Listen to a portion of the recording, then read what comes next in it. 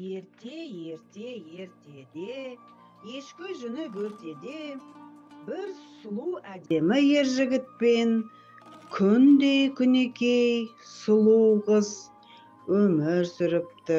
Айлар өтіп жатқанда, күндер өтіп жатқанда дүниеге 5 қаншайым мен 8 сұлтан дүниеге келіпті. Екі бойжеткен балаларды өсіріп, әрқайсысын үйлі, жайлы қылып өтеді.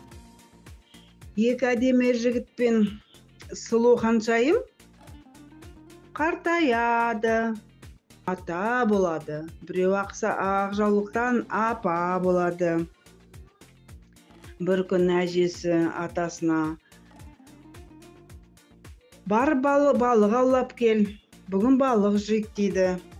Түнде атасы қармағын алып, ауын алып, көлге кетеді ауыз алуға.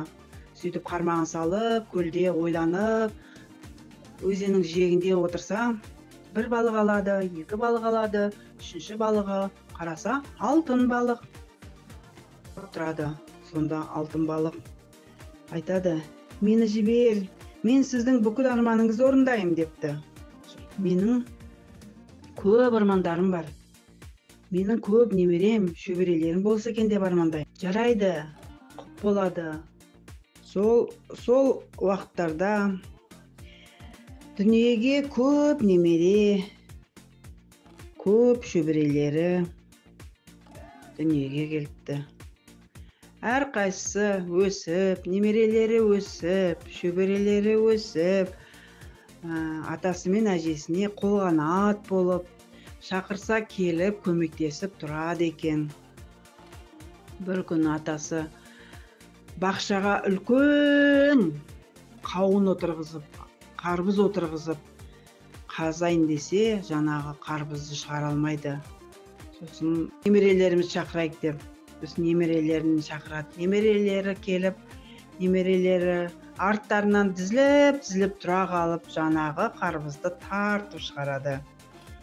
Бәрі бір кісідей жаңағы қауынды тартып шығарады.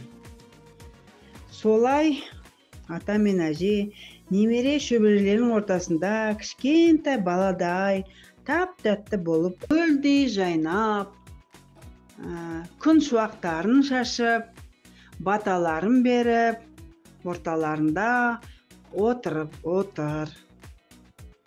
Кім ертегіні тыңдаған, сол адам әрқашан ақылды, батыр деп есептейміз. Осымен ертегіміз аяқталды, балалар. Келесі жолы басқа ертегі оқып берем. Сау, саламат болыңыздар.